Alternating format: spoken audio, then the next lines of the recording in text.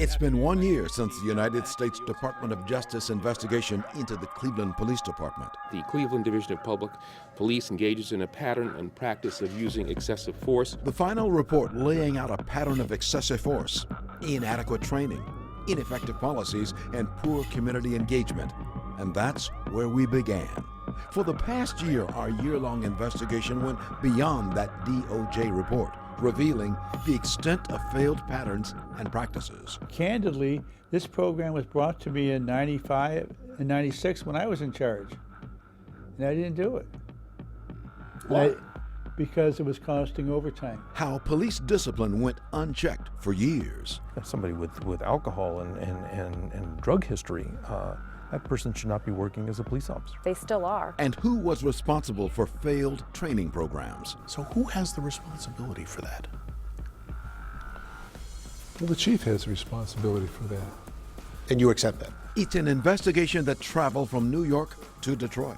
All I can say is Cleveland, hang in there. Memphis, Tennessee to Durham, North Carolina. They made a real big difference because I was struggling. And before airing, it prompted significant change, including a major overhaul of police training, creation of a citizens review committee, and first ever board to oversee how Cleveland police deal with the mentally ill. We've changed that philosophy from a warrior community to a guardian community. Good evening, everyone. I'm Leon Bibb, along with Danita Harris and Chris Flanagan.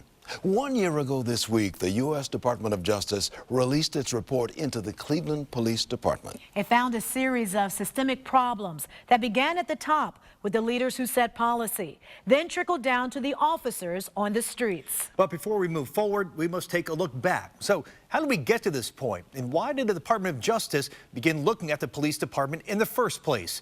We begin with a night in late November 2012 and a police chase that left 2 unarmed people dead in the Cleveland Police Department on the national stage. 62 police vehicles, 137 shots fired into one car. When the frenzy was over, Melissa Williams and Timothy Russell dead. They were unarmed. 3 years later, 63 officers and 12 supervisors have been disciplined. Just 1 fired. He got his job back. 6 officers were indicted, but only 1 has gone to trial. Michael Brelo was found not guilty of voluntary manslaughter and remains on the force.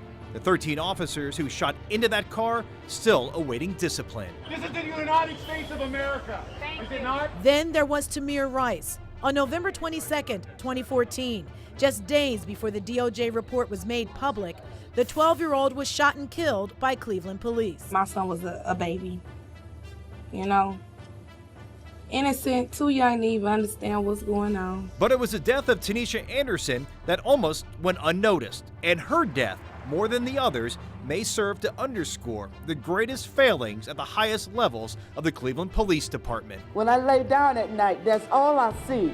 That's all I hear. Suffering from mental illness, Tanisha died in the custody of Cleveland police after her family simply called for help. We begin our investigation tonight with the mentally ill and how Cleveland police respond to calls for help. Chief Investigator Ron Regan has been digging for answers to those questions for more than a year since Tanisha Anderson, who was bipolar and schizophrenic, died.